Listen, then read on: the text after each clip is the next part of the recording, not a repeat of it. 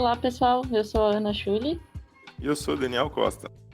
Nós somos integrantes do grupo PET Geografia da UDESC e vamos apresentar o PET Geocast, podcast produzido pelo grupo.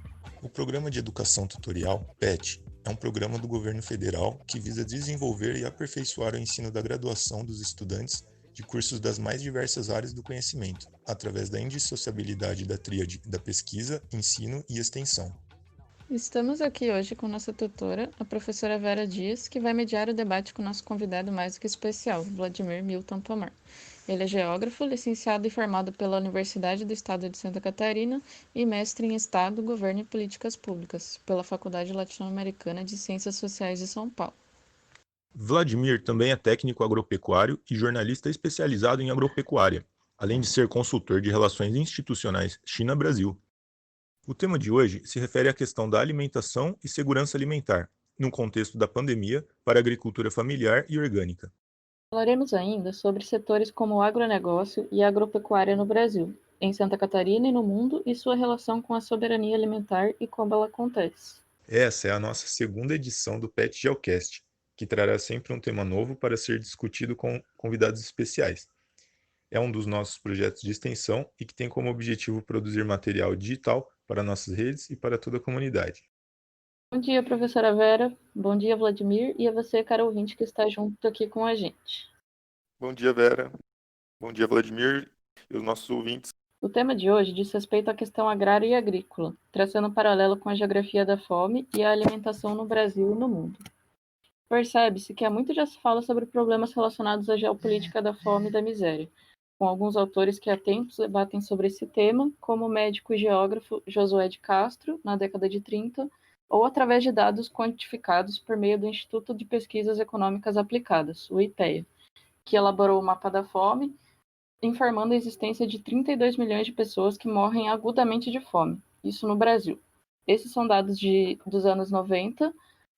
No governo Lula, a gente vê que teve um trabalho em cima disso e quase erradicou a fome, mas ela acabou voltando com o governo Temer e agora, em contexto de pandemia, está mais acirrado. Por que é tão difícil trabalhar efetivamente na resolução desse problema? Por que é tão difícil falarmos da reforma agrária no Brasil? O que isso implica? Agora eu gostaria de passar a fala para a nossa mediadora, a professora Vera Dias. Bom dia a todos, bom dia, Vladimir, bom dia para os alunos, a Ana, Dan. Então, é um prazer, Vladimir, tê-la aqui conosco para discutir essas questões do espaço agrário brasileiro, sobretudo com alguém que já percorreu e só não continua percorrendo esse Brasil todo muitas vezes em função agora da pandemia. Te agradeço muito ter aceito o nosso convite, que muito nos alega nessa parceria que já dura alguns anos com a UDESC e com o PET Geografia, né? Você já veio várias vezes colaborando conosco. Então, muito obrigado, Vladimir. A minha participação aqui é mais como aprendiz, porque a minha área de estudos é o espaço urbano. Portanto, eu não sou nem de longe especialista na área e o que eu sei não serve para ensinar, é só para consumo mesmo. Entretanto, como eu sou de outra geração, tenho observado ao longo dos anos, né, as mudanças no Brasil e é dessa observação que eu vou me arriscar a fazer algumas perguntas para ti, para que possas apresentar aos nossos ouvintes as tuas pesquisas na área.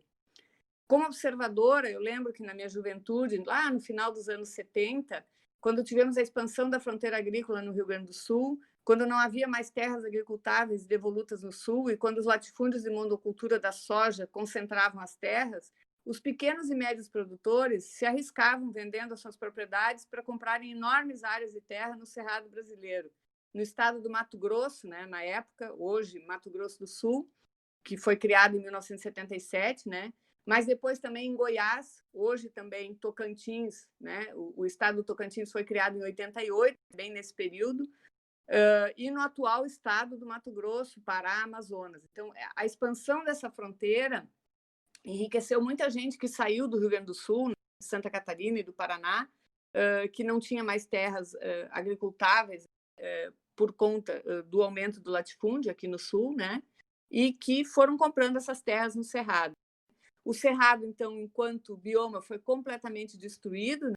Pois não havia, na época, esse discurso ecológico, né, que protegesse o Cerrado, porque sempre foi considerado um bioma menor, sobretudo quando ele era comparado à floresta amazônica e à Mata Atlântica, né? Esses sim eram considerados ricos em biodiversidade. Então, Vladimir, lembrando esses episódios, eu te passo a palavra para que tu possas contar para os nossos ouvintes um pouco desse processo e de como a agropecuária brasileira tem se comportado nessas últimas décadas, né? Muito obrigado mais uma vez por ter aceito o nosso convite e estás com a palavra. Obrigado, Vera. Bom dia às ouvintes e aos ouvintes desse programa do PET, da Geografia da FAED, da UDESC. Eu sempre me animo quando a gente vai conversar sobre agricultura, porque a agricultura é vida, né? Quando a gente fala da agricultura no Brasil, e a Vera falou agora do Cerrado, da Amazônia, a gente está falando que nesse processo de agricultura industrial, de agricultura capitalista, vem sendo implantado no Brasil desde os anos 70, esse processo ele implicou em destruição da vida também. Porque para ocupar o Cerrado, muitas regiões, muitas áreas do Cerrado, uma parte expressiva do Cerrado, foi destruída. Quando você destrói uma região como a do Cerrado, você não está destruindo só árvores, você está destruindo todo tipo de vegetação, você está destruindo fauna, ou seja, você está destruindo biodiversidade. Isso ocorreu também no sul da Amazônia, está ocorrendo ainda. São milhões de animais que são mortos. A gente, muitas vezes, quando fala da agricultura, do chamado agronegócio, a gente não se dá conta de que o agronegócio é competitivo, trabalha com grande escala e consegue ter custos menores do que a agricultura familiar, que ele não contabiliza o custo da destruição da natureza que ele precisou fazer para estar ali naquela região de fronteira agrícola. Então é importante a gente, quando a gente pensa nas questões ligadas ao abastecimento alimentar, à produção agropecuária, a gente também está atento, enquanto geógrafos e geógrafas, aos aspectos que normalmente não são discutidos quando a gente analisa esses setores da economia do ponto de vista econômico e do ponto de vista agronômico. Eu queria pedir para vocês aqui para a gente parar para pensar um pouquinho o seguinte: como que a gente pode estudar esses temas da agropecuária, da produção de alimentos, da agricultura orgânica, da agricultura familiar, da reforma agrária? Como é que a gente pode estudar esses temas do ponto de vista da geografia? A primeira coisa que eu acho que é importante é estudar esses temas do ponto de vista geográfico, é a gente localizar e dimensionar espacialmente as culturas, as criações, as indústrias de insumos, as agroindústrias, circulação de insumos, de populações, de alimentos. Quer dizer, como geógrafos, a gente tem que tentar ver essas atividades humanas espacialmente, tanto em termos de localização como em termos de dimensionamento. Quando a gente fala do Cerrado, o Cerrado é uma área gigantesca, são, sabe, 200 milhões de hectares, é uma coisa assim imensa, coração do Brasil, que hoje tem muito pouco daquele Cerrado antigo. A gente está apresentando para vocês um mapa de 2020, que foi divulgado agora em junho, sobre a situação do Cerrado brasileiro. Vários mapas também mostrando a evolução da destruição do Cerrado brasileiro. Por que é importante falar do Cerrado? Porque o Cerrado não tem tanto Ibope, né, quanto a Amazônia. Normalmente o pessoal fala muito da Amazônia e tal, e se esquece que o Cerrado, do ponto de vista da agricultura capitalista, da agricultura industrial, como a gente chama, o Cerrado é muito mais importante para eles do que a Amazônia. Porque o Cerrado brasileiro é uma região plana, uma região em que a Embrapa desenvolveu tecnologia para plantar soja, para plantar outras culturas. Então, o Cerrado hoje, do ponto de vista do lucro, é fantástico. Ele é plano, permite mecanização total, ele tem uma condição de produção agrícola que permite altas produtividades.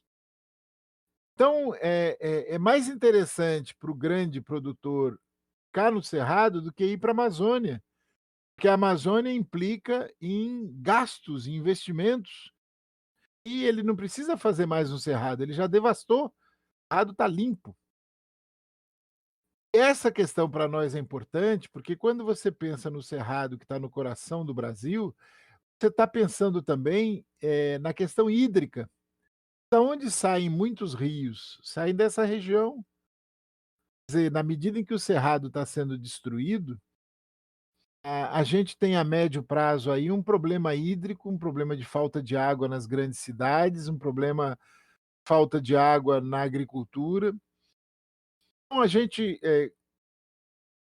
pensando essas questões quanto geógrafos e geógrafas, a gente precisa atentar para isso, quer dizer, implicações das atividades humanas nessas regiões, nessas atividades, implicações que elas têm, por exemplo, sobre o clima, sobre a questão da água, sobre a questão das migrações humanas.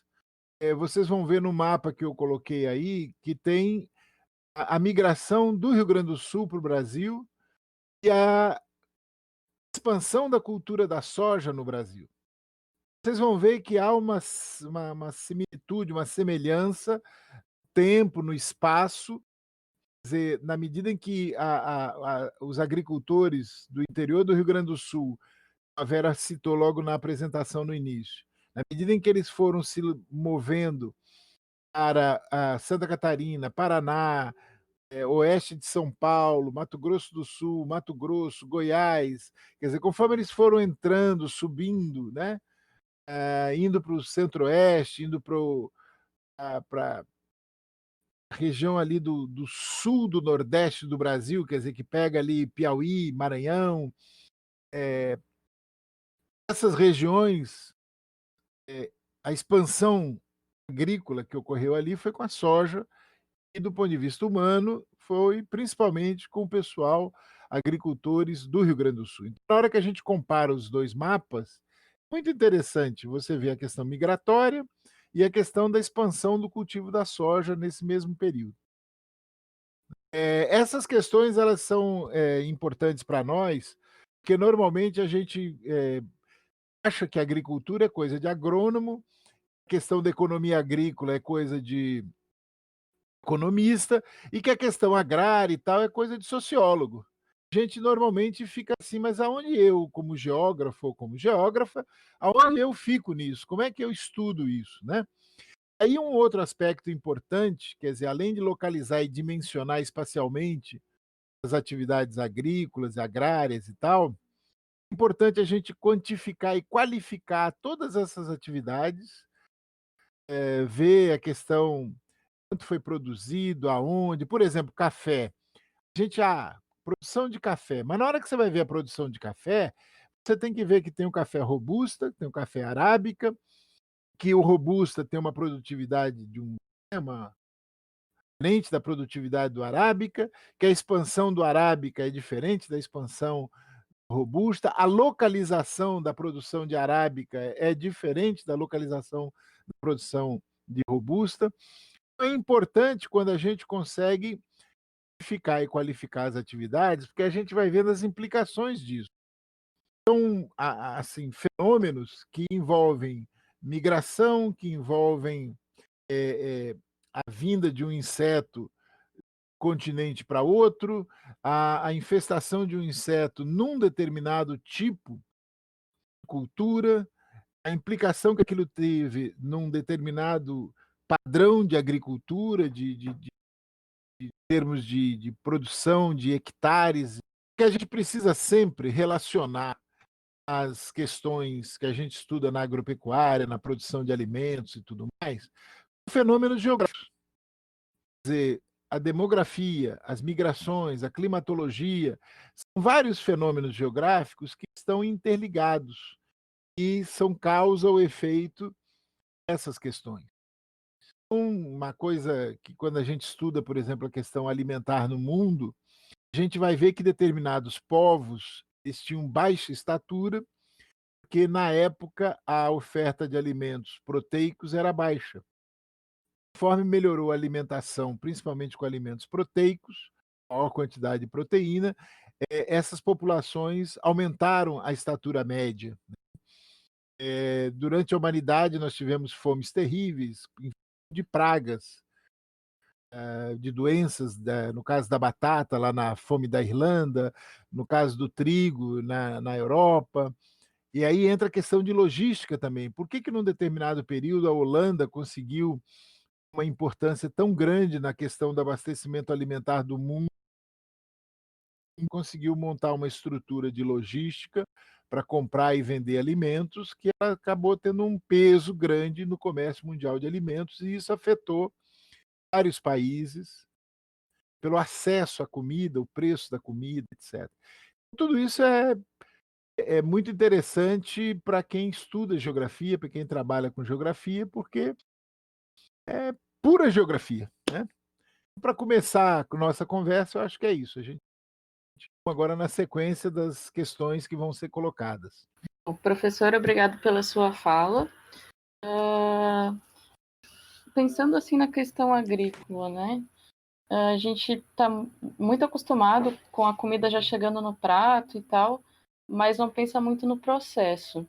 E quando a gente fala em agricultura familiar orgânica, quais seriam os principais motivos de que não seja uma prioridade do governo trabalhar com a questão da agricultura familiar e agricultura orgânica?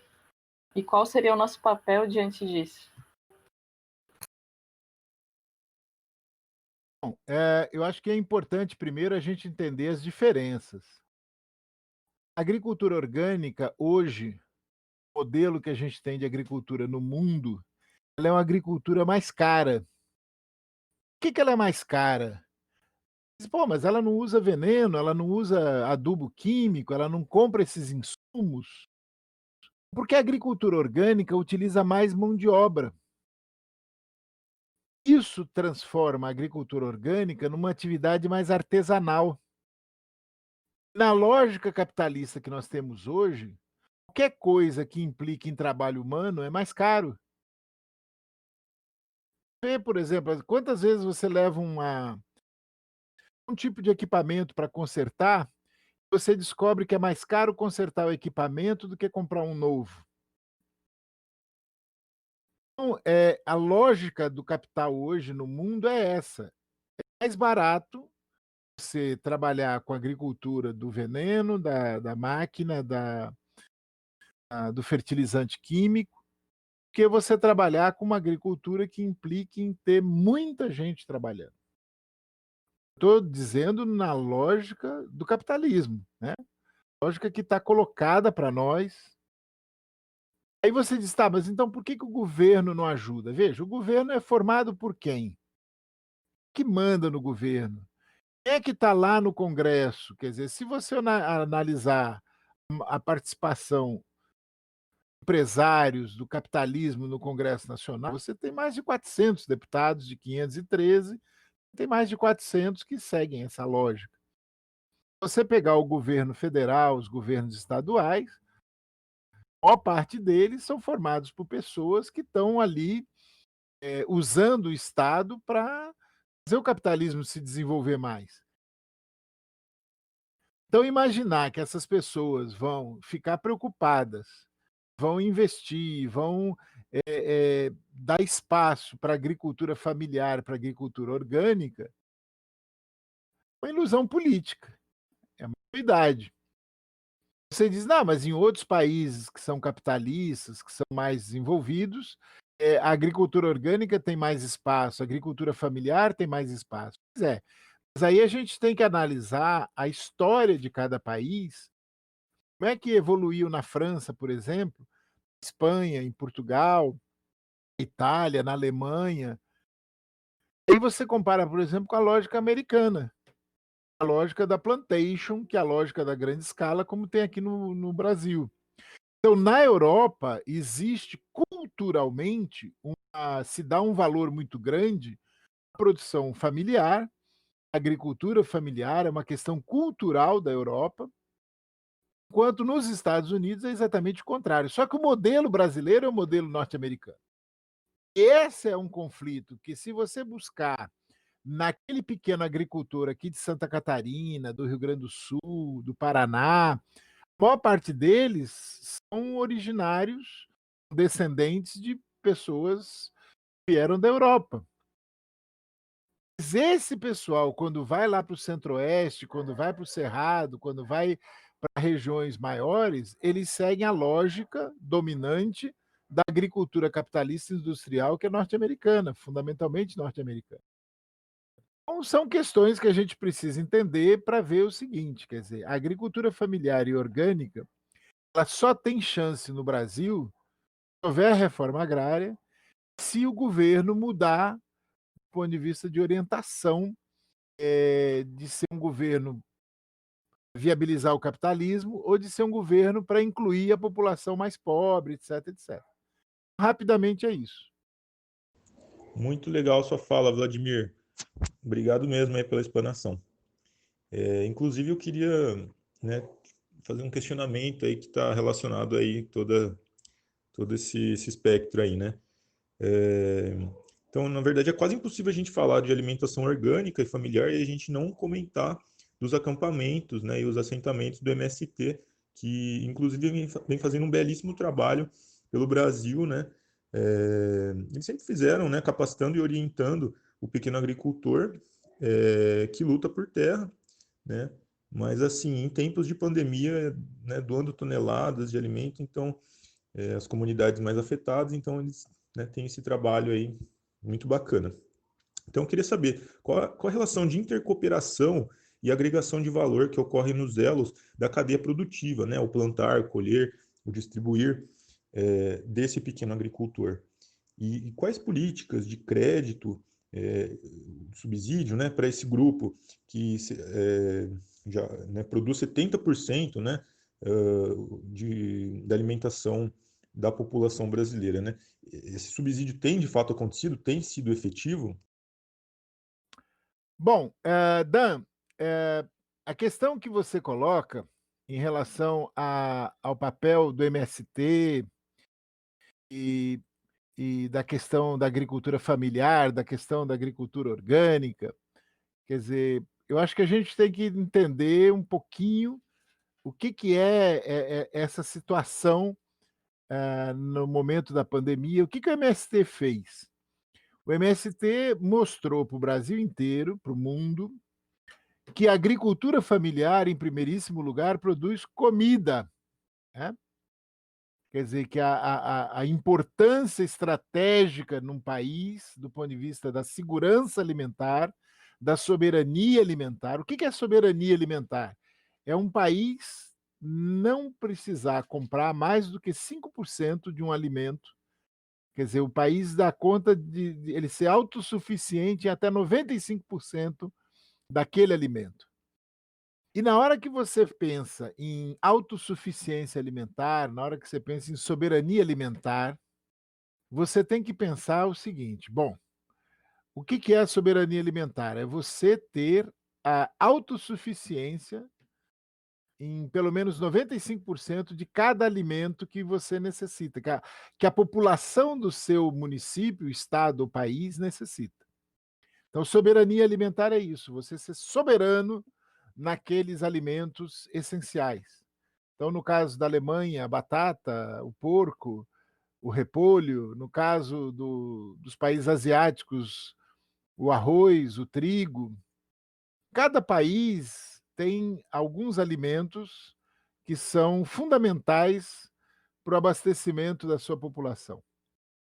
E nesses alimentos, esses países precisam ter uma produção tal que dê condições deles serem autossuficientes. E aí entra esse debate sobre o agronegócio e a agricultura familiar, e no caso da agricultura familiar no Brasil, a importância do movimento dos sem terra, né? Que são produtores de alimentos, que são produtores de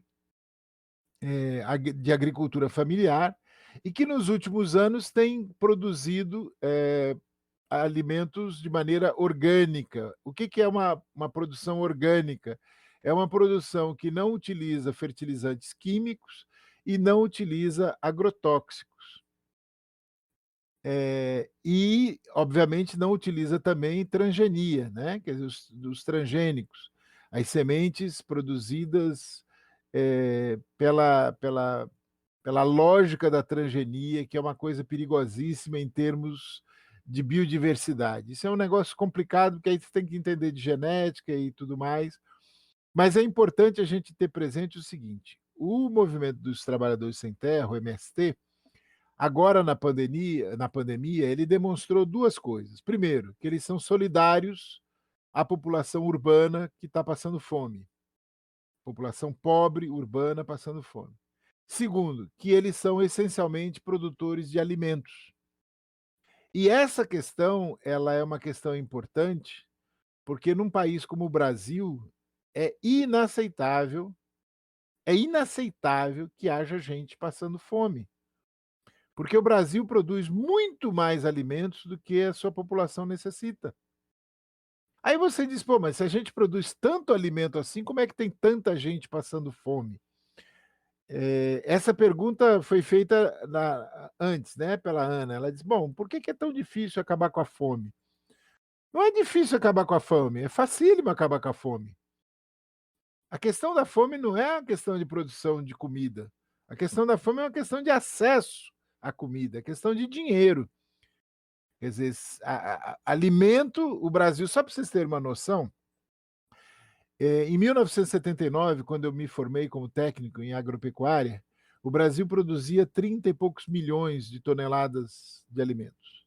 Hoje o Brasil produz 240 milhões.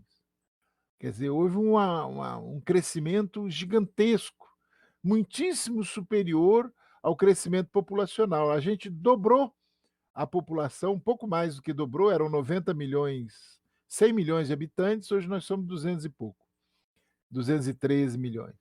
Então, um pouco mais do que dobrou a população nesses 40 anos.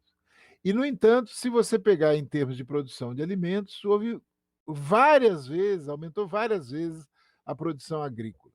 Mas aí a gente tem que parar para pensar o que é que aumentou tanto. Se você pegar mandioca, aumentou pouquinho. Se você pegar batata, aumentou pouquinho. Se você pegar trigo, arroz, milho, o milho não, o milho aumentou muito por outras razões, mas arroz e mandioca e trigo não aumentou tanto, aumentou bem pouco. O que aumentou de verdade nesse período? Aumentou a produção de soja, que foi um aumento assim exponencial, foi uma coisa absurda, a ponto do Brasil ser hoje o maior produtor e exportador de soja do mundo, e aumentou a produção de milho em função do fato de que o milho ele é fundamental para a produção de suínos e aves no mundo inteiro. Quer dizer, ele é um produto alimentar que é fundamental para a produção de carnes, né? Principalmente de carne de frango e de porco. Então, assim, quando você coloca qual é a relação de intercooperação e agregação de valor que ocorre nos elos de cadeia produtiva do pequeno agricultor. Veja, o pequeno agricultor, ele tem uma situação no Brasil que a gente precisa entender aqui. Por exemplo, nós temos Santa Catarina, um exemplo muito bom, que é o quê? O pequeno agricultor, primeiro, ele não tem mercado, ele é fornecedor de matéria-prima. O pequeno produtor de leite, ele não vende o leite, ele entrega o leite. O pequeno produtor de frango, ele não vende o frango, ele entrega o frango. O de suínos, ele não vende, ele entrega, ele é fornecedor de matéria-prima da agroindústria. Então, isso já cria um problema grave, porque ele não tem acesso ao mercado para vender. Ele é um fornecedor. E isso coloca uma situação que ele é monopsônico, né? Quer dizer, ele é aquele cara que ele só tem um comprador, que é aquilo e acabou. Então, isso cria uma dificuldade muito grande para você agregar valor, para você ter uma intercooperação. Por quê? Porque essas pessoas na medida em que elas se tornam fornecedoras de uma agroindústria, de uma grande indústria, a terra delas está à disposição, a pessoa e a família da pessoa está à disposição dessa indústria. Quer dizer, se você analisar em termos de custos, em termos de custos reais, em termos do que ele recebe, são escravos modernos. Ninguém gosta de falar isso. Eu, a primeira vez que eu vim a Santa Catarina fazer reportagem, em 1982, a gente veio fazer matéria sobre a escravidão branca em Santa Catarina, lá em Concórdia. Era essa a pauta que a gente tinha. Por que escravidão branca? Porque há quase 40 anos atrás, não é diferente hoje, aquelas pessoas que trabalhavam nas chamadas integrações eram verdadeiros escravos. Aí você diz, não, mas eles hoje têm uma casa boa, eles têm carro, eles têm isso, eles têm... Sim, mas eles não têm sábado, domingo, feriado, eles não podem viajar, eles não podem tirar férias, porque o bicho precisa comer todo dia. O bicho precisa ser vistoriado todo dia, precisa ter manejo todo dia. Então a gente precisa entender melhor as diferenças e essas características do pequeno agricultor, da agricultura familiar, para a gente entender por que ele é tão frágil. Porque, assim, se ele alimenta 70% da população brasileira, eles deveriam ter força política equivalente, né? Imagina, 70% da população se alimenta graças à agricultura familiar, então a agricultura familiar devia ser forte politicamente. Mas não é isso que acontece. E aí a gente tem que entender por que não acontece, né? Vamos para frente? E agora num contexto assim de mudança mesmo, né? De transformação, de recuperação e uso do solo, como que acontece a produção agroecológica? Que agentes, né, estão envolvidos, os ciclos, né? O protagonismo, né, da juventude, do feminismo, né, do MST. Quando eu falo de ciclos, eu digo aquele ciclo de sucessão natural, né, de valorização da semente crioula, das árvores nativas, né, da produção sem veneno, visando a qualidade e não a quantidade, né. Se pudesse comentar sobre as culturas, né, as principais culturas aí socioeconômicas, né, milho, né, enfim, mandioca, café, bananicultura, enfim, se pudesse falar um pouquinho mais sobre isso com a gente. Veja bem, quando a gente fala de a produção agroecológica, Dan, estamos falando de uma coisa mais complexa. Porque, assim, você tem uma situação no mundo em que a gente vive algumas características da chamada produção agroecológica são dos índios. Se você buscar o pousio, se você buscar a rotação de cultura, se você buscar a questão da produção de sementes, chamadas sementes crioulas, todas essas, o plantio direto, tudo isso é de índio. É dos índios lá dos Andes, dos índios. Se você for ver lá os peruanos plantando batata a 4.000 metros de altitude. Então, assim, você diz, tá, mas por que isso é complicado? É complicado porque precisa estudar. Você não produz a agroecologia sem muito estudo. Você tem que entender de entomologia dos insetos, você tem que entender de botânica, você tem que entender dos solos, do clima. Aí você diz, tá, mas no agronegócio também não precisa estudar muito? Precisa e não. Porque no agronegócio você tem as receitas. Olha, se aparecer esse inseto, você bota esse veneno. Olha, se aparecer essa doença, você bota esse remédio. Aqui você faz isso, aqui você coloca tanto. Quando a gente fala das orientações técnicas, na verdade é isso, são bulas, são receitas. Aqui você faz assim, aqui você faz assado. Mas a produção agroecológica é uma produção dinâmica, viva. Você precisa estudar muito, porque você está lidando com vida. Então, você diz assim, eu vou plantar uma planta aqui, essa planta impedir que entre inseto. Ainda para fechar esse assunto da produção agroecológica, da recuperação e uso do solo e tal. Então, a produção agroecológica, nós tivemos no Brasil uma cientista que foi fantástica, a produção dela, Ana Primavesi. A Ana Primavesi, ela fez o primeiro livro dela que ganhou fama, que eu li quando eu ainda era estudante lá no curso técnico, era justamente sobre os solos, a vida dos solos, que os solos eram vivos. E a gente, naquele mesmo período, aprendia na Escola Técnica Federal que o solo era apenas um suporte físico para a planta. Quer dizer, era um contraste absurdo entre o que a gente aprendia na escola e o que estava sendo produzido fora da escola.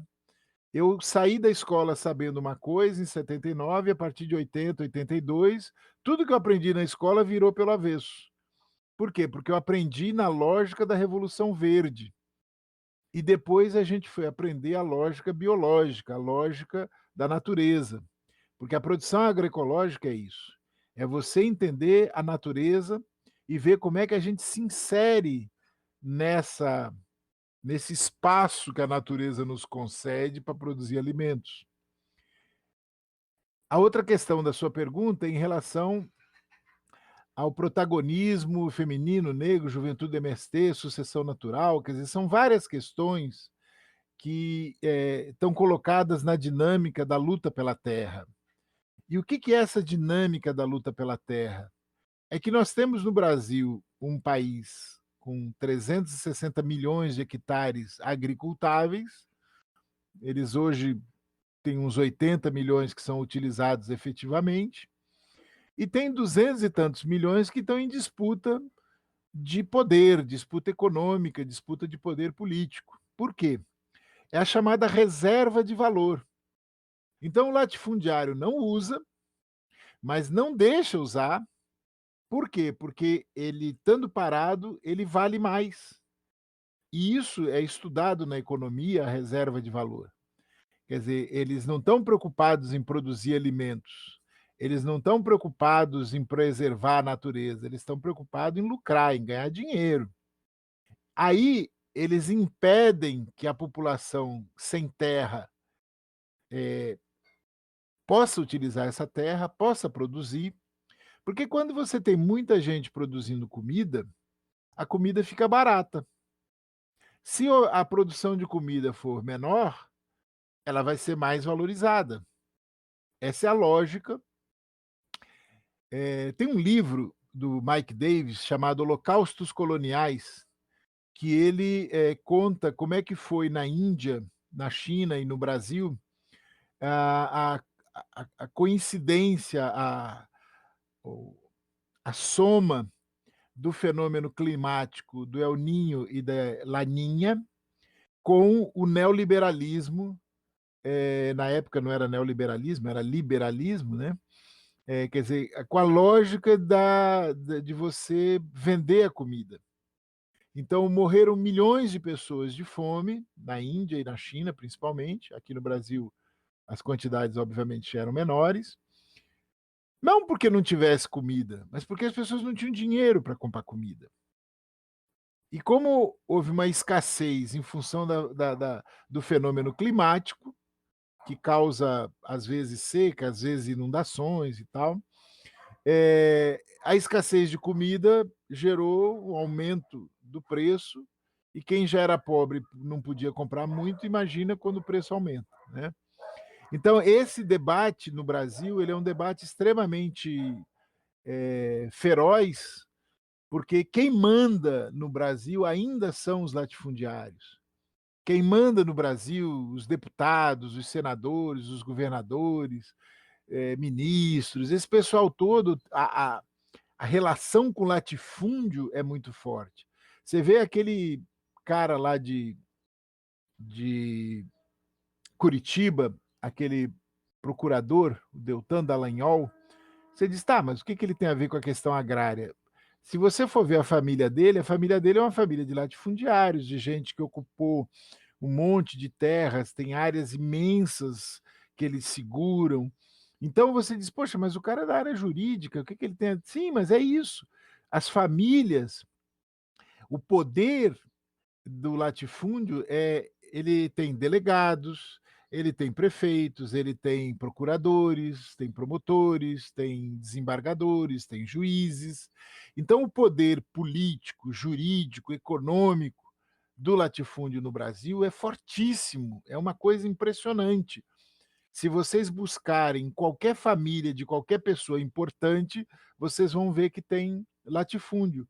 Aquele Fernando Henrique Cardoso, que foi presidente do Brasil, tem fazenda, tem uma fazenda enorme. Aí você diz, pô, mas o que o cara é professor, o cara não tem nada a ver acadêmico, é intelectual. Pois é, mas é aonde você tem todas as grandes empresas no Brasil acabaram tendo sempre, mesmo empresas modernas, acabaram tendo fazendas e tal. Por quê? Porque existia um mecanismo do imposto de renda em que você abatia os prejuízos, supostos prejuízos na atividade agrícola, e com isso você pagava menos imposto de renda. Então eles criaram mecanismos legais para de todas as maneiras eles se beneficiarem do fato de ter fazendas. Aí o Silvio Santos tem fazenda, a Regina Duarte tem fazenda, aí vai, artistas, todo esse pessoal. Então você diz, mas por que essas pessoas têm fazendas? Elas não são produtoras rurais. Sim, elas não são produtoras rurais, mas elas impedem que quem não tem terra e que quer produzir, produza. Por quê? Porque elas querem ganhar dinheiro, e elas ganham dinheiro com reserva de valor. Por exemplo, o cara tem uma atividade industrial, aí ele precisa do empréstimo, e ele tem uma fazendona que vale não sei quanto. Aquela fazenda permite que ele consiga aquele empréstimo para uma outra atividade. Então tem várias utilidades para quem tem capital, né? E aí é quando a gente vem para essa questão das sementes crioulas, das árvores nativas que você coloca, as culturas de maior importância social e econômica para a população pobre. Isso está dentro dessa disputa toda, política, econômica, social, e aí envolve uma questão ideológica de concepção de agricultura. Porque da mesma forma que o capitalismo precisa de ter ganhos de escala e produzir muito, e ter áreas imensas produzindo, para ele não interessa que o contrário seja provado como bom. Por quê? Porque aí vai colocar em choque, vai colocar em contradição esse modelo de agricultura que eles praticam, que é o modelo que bota veneno de avião, é um modelo que utiliza máquinas para colher, máquinas para plantar, máquinas para fazer os tratos culturais. Quer dizer, você hoje tem na agricultura capitalista, na chamada agricultura do agronegócio, né? Você tem cada vez menos gente. E na agricultura familiar é exatamente o contrário, você tem cada vez mais gente trabalhando, mais gente sendo ocupada, mais gente tendo renda dessa agricultura pequena, dessa agricultura orgânica, agroecológica e tal.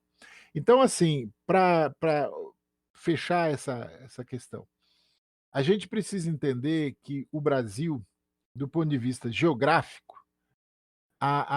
o que o Brasil tem de mais complexo é justamente a questão da terra, a questão agrária, a questão agrícola, a questão da fronteira agrícola, a questão da agroecologia, da agricultura orgânica, da devastação da Amazônia, da devastação da Mata Atlântica, da devastação do Cerrado, do semiárido, do Pantanal, os biomas, o Pampa. Eu me lembro que uma vez eu fui num assentamento do MST em 1993, num assentamento do MST lá em Ilha Negra, que é perto de Bagé, lá na fronteira do Brasil com o Uruguai. E esse assentamento, ele foi uma conquista, né, como quase todos eles têm o mesmo nome, Conquista da Fronteira. Esse assentamento, ele foi numa área em que os latifundiários diziam que ali não servia para nada, que aquela terra ali era para ter umas cabeças de boi, umas ovelhas, e era isso, não adiantava MST e tal, porque aquilo ali não servia para nada. E nesse assentamento, eles produziram alimentos, vários tipos de alimentos, tinha gado de leite, tinha várias atividades agrícolas, queijo, e vários alimentos eram produzidos, Mas o principal é que eles produziam sementes de hortaliças. Sementes de hortaliças de altíssimo valor agregado, como você pergunta aqui da questão das sementes e a questão de agregar valor, quer dizer, era uma atividade que gerava muita renda para o assentamento. E era um lugar que os caras diziam, os fazendeirões diziam que ali não dava nada. Quer dizer, não dava nada por quê? Porque não tinha trabalho, não tinha investimento, não tinha. Na hora que entrou gente, começou a trabalhar, conseguiram recurso, investiram, aí aquela terra que não dava nada começou não só a dar um monte de coisa, como inclusive sementes, que são uma produção, digamos, sofisticada, né? Porque envolve muito conhecimento, envolve muita técnica, sementes de hortaliças que eles vendiam para o Brasil inteiro. Então, eu acho que é isso, para a gente poder passar para as outras questões. Senão, eu vou ficar falando aqui a manhã inteira. Perfeito. É muita coisa. A próxima Joyce, pergunta, na muito verdade, obrigado eu acho que pela o professor fala. até já foi respondendo um pouco ao longo do processo, mas seria justamente sobre essa questão da gente ter uma disputa por terra muito grande, justamente, né, de a gente ver que o pequeno agricultor é quem está preocupado, né, com a preservação da natureza, com as sementes crioulas e tudo mais. E, enquanto isso, a gente tem uma crescente dos grandes latifundiários, dos grileiros, e até relacionando um pouco com a questão de ter muito mais pequenos agricultores do que os grandes exportadores. Na verdade, eu vou acabar antecipando para poder saber se a gente tem um cenário de projeções futuras, de como que... porque, querendo ou não, também a demanda por alimentos orgânicos e tudo, ela está crescendo. Se, de repente, quanto mais a gente tem essa demanda, se a gente tem alguma projeção futura para uma possível reversão de cenário, ou pelo menos algum avanço nesse sentido, e a gente, como cidadão e também como geógrafos, a gente pode trazer contribuições nesse avanço, algo nesse sentido, assim.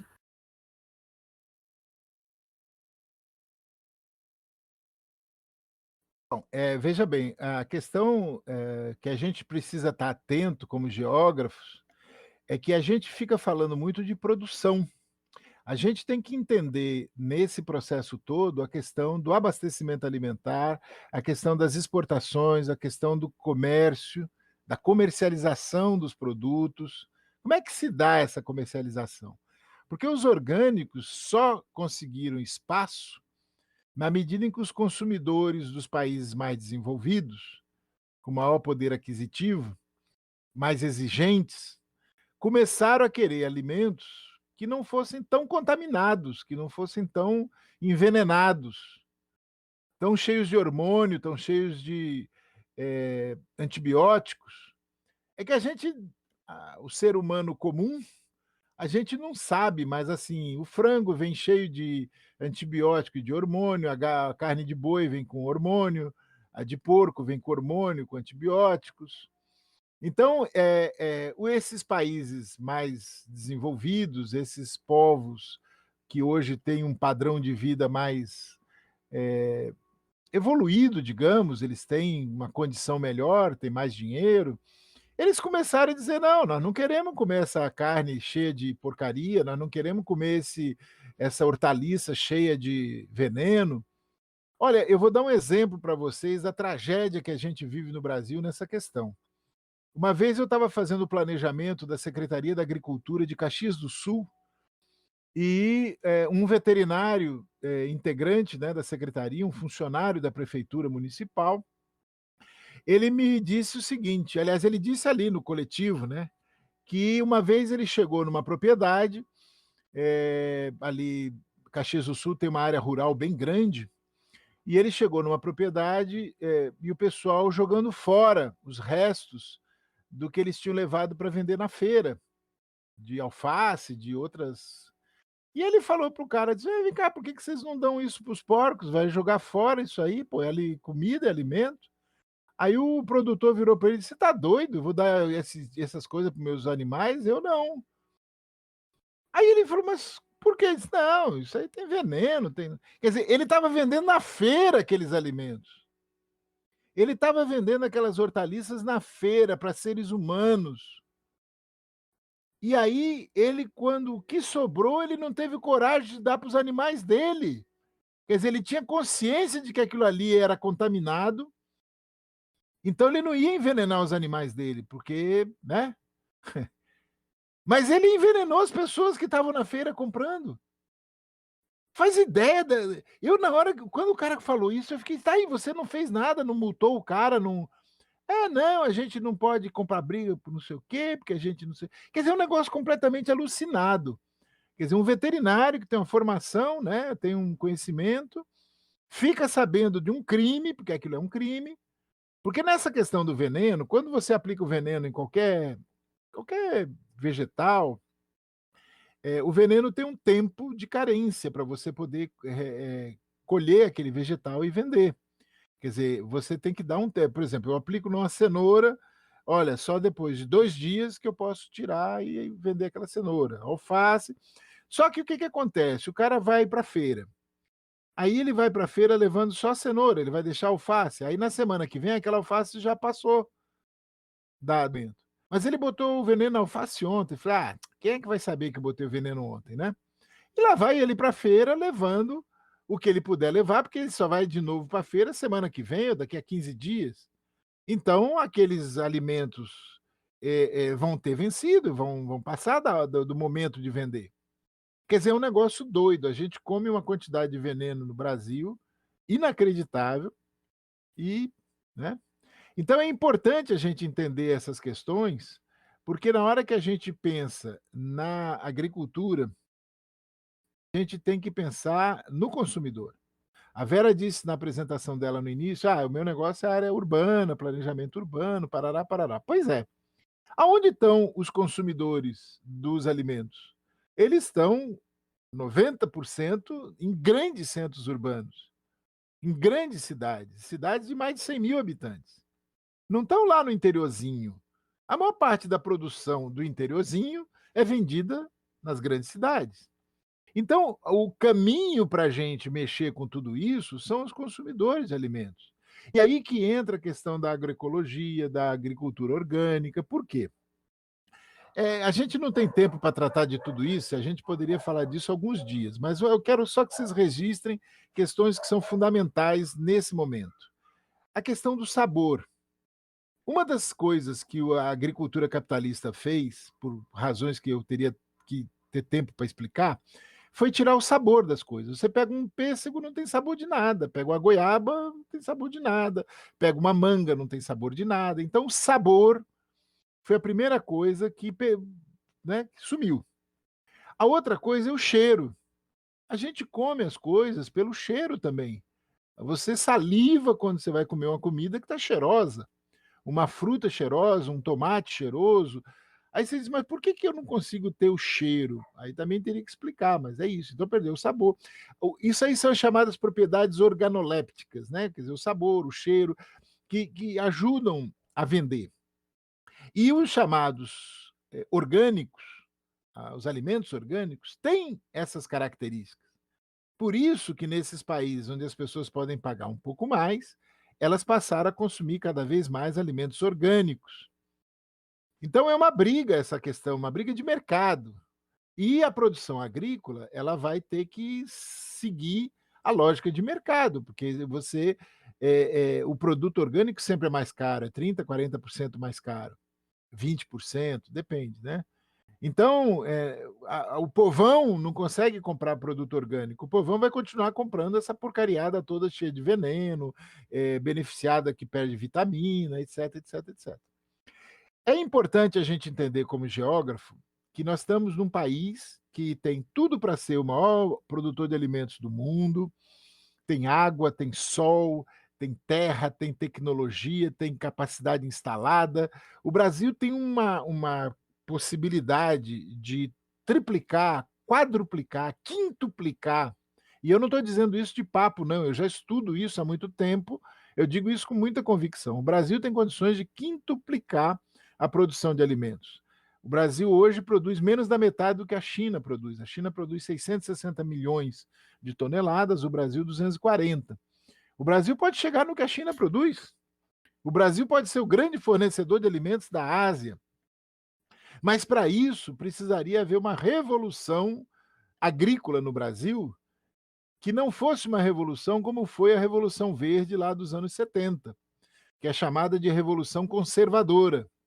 Por que Revolução Conservadora? Porque ela modificou a parte técnica, mas não modificou a parte política e social, que é o latifúndio. Então, é uma revolução que revolucionou uma parte, mas preservou, manteve, conservou a parte do domínio da terra, né? A questão essencial, que é a questão do domínio da terra. Então, veja bem, a gente precisa entender que esse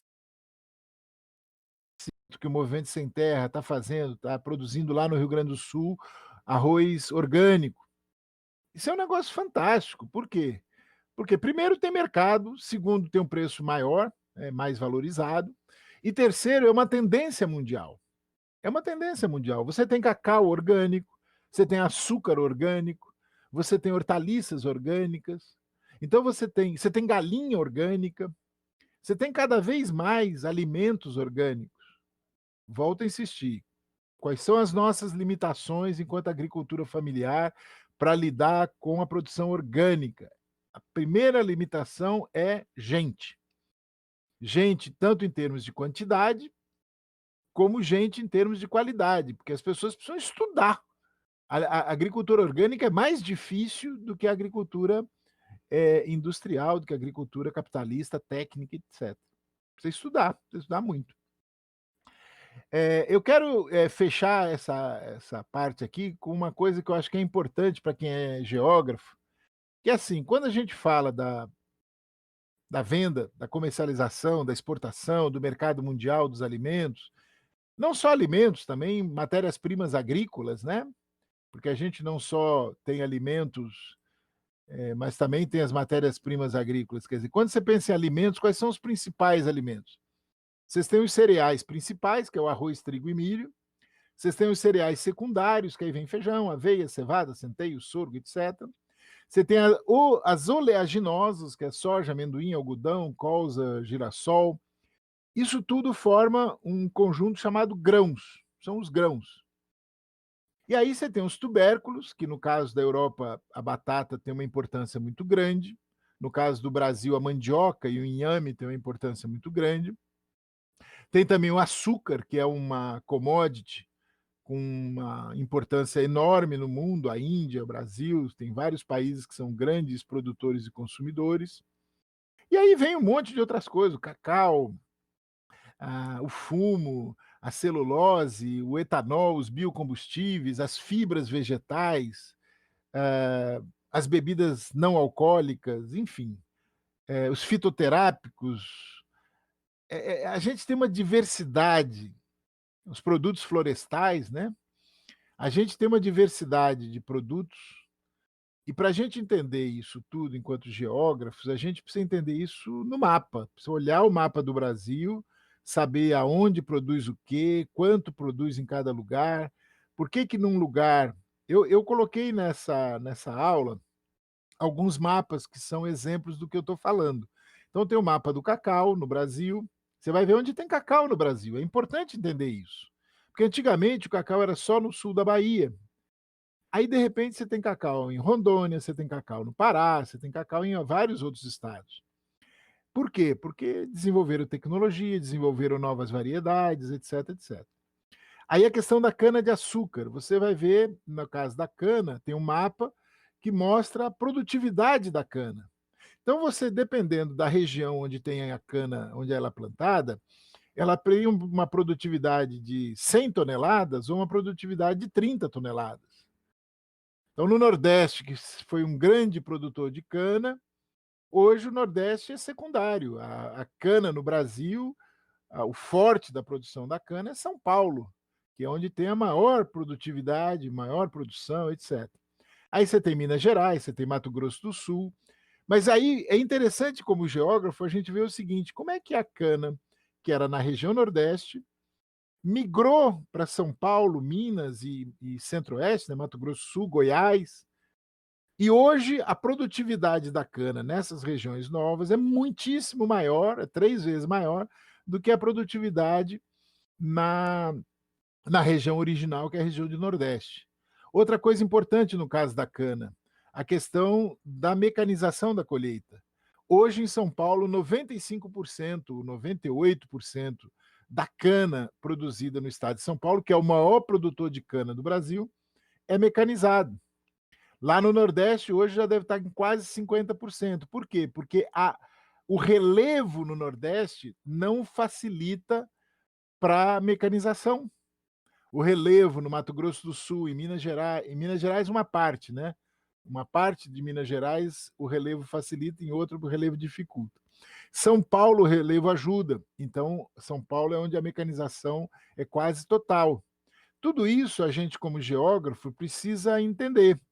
A questão regional, a questão do relevo, a questão das diferenças climáticas, enfim, tem várias questões. Eu coloquei para vocês também um endereço muito importante do zoneamento de algumas culturas em função da questão climática e tudo mais, e como é que isso altera a época de plantar, a época de colher. Então, para quem é geógrafa e geógrafo, estudar agricultura, estudar alimentos é muito interessante, ainda mais num país como o Brasil, né? Adorando essa aula, Vladimir. Que tem uma coisa que eu estou estudando também, porque a gente daqui a pouquinho vai ter guerra da água, né? Já tem, mas vai ter muito mais, que é a questão da água. Sim, aprovado ontem, né? Ontem foi aprovado uma coisa, digamos, em relação principalmente ao consumo urbano, né? Mas do ponto de vista da água como recurso mundial, recurso não só humano, mas também tudo para plantas e tal, a gente está caminhando para uma crise muito grande. Aí eu coloquei um dado aqui do Instituto de Recursos Hídricos, tem um mapa onde vai ter mais problema, onde hoje tem mais problema, onde vai ter mais, né?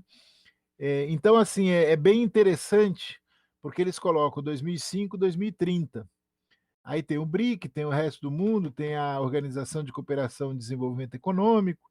Então, você tem ali uma noção, e aí, como geógrafo, a gente pode olhar, por exemplo, a questão de latitude, de longitude, bacana, e ver que tem uma Vladimir. faixa, né, extremamente Gostei seca, também, que pega os desertos dos Estados Unidos, do norte da África, do Oriente Médio, da Índia. Quer dizer, aquela faixa ali é a faixa onde tem mais desertos. Essa questão dos desertos tem uma importância enorme. Aí, quando você estuda isso, você se impressiona com o seguinte: no caso da Austrália, que está lá embaixo, é uma outra coisa, mas se você pegar na faixa que eu citei antes, Índia, Oriente Médio, Norte da África e Estados Unidos, que estão todos na mesma faixa, fica bem evidente isso. Só para vocês saberem, a Índia tem uma área, mais ou menos 1/3 da área da China. E a Índia tem praticamente a mesma população da China. Daqui a mais alguns anos, a Índia vai ter uma população maior do que a população da China, com 1/3 da área da China. Com o agravante de que na Índia, e na China também tem isso, quer dizer, na Índia tem uma área, a área de deserto, a área seca na Índia é de quase 40%. Na China, de quase 30%, quase 1/3 da área chinesa é deserto. Isso fora a área de semiárido, estou falando deserto, areia, né? Então é muito impactante, porque eu estou falando dos dois países com a maior população, que somados daqui a mais alguns anos eles vão ter 2 bilhões e 800 milhões de habitantes, que isso dá mais de 1/3 da população mundial. E esses dois países têm uma deficiência hídrica que é um negócio assustador. Traduzindo em comércio de alimentos, eles são países importadores líquidos de alimentos. Não tem como escapar. podem fazer mágica que fizerem, vão precisar comprar comida. E da onde eles vão comprar? A resposta é: só tem um país que continua sendo o potencial celeiro do mundo, né? Uma coisa impressionante. Eu fiz uma vez uma comparação, um estudo sobre isso, sobre qual é a possibilidade, isso chama de elasticidade, né? A elasticidade de produção dos Estados Unidos, da própria China, do Brasil, da Argentina, em termos de produção agropecuária, não só agrícola, né? É o único país do mundo que tem essa possibilidade de ser realmente duplicar a produção de tudo é o Brasil. Vai haver uma revolução, né? Porque com esses latifundiários, eles não querem trabalhar. Para que eles vão precisar trabalhar? Eles têm a terra, eles estão ganhando muito dinheiro lá no banco, rendendo. E o movimento sem terra incomoda muito por causa disso. Que o movimento sem terra diz: ô bicho, não quer trabalhar, deixa a gente trabalhar. Isso incomoda muito, imagina. Vladimir, muito obrigada. Acho que você trouxe reflexões muito importantes, sobretudo nesse cenário de pandemia que a gente está vivendo, né? E toda a preocupação com como vai ser amanhã, né? Como vai ser o futuro. Muito obrigada por ter feito essa reflexão. Eu, particularmente, aprendi bastante a tua reflexão. Muitas coisas aí para a gente pensar. Muito obrigada mesmo. Eu passo a palavra agora para a Ana. Se tu quiseres fazer ainda mais uma consideração, Vladimir.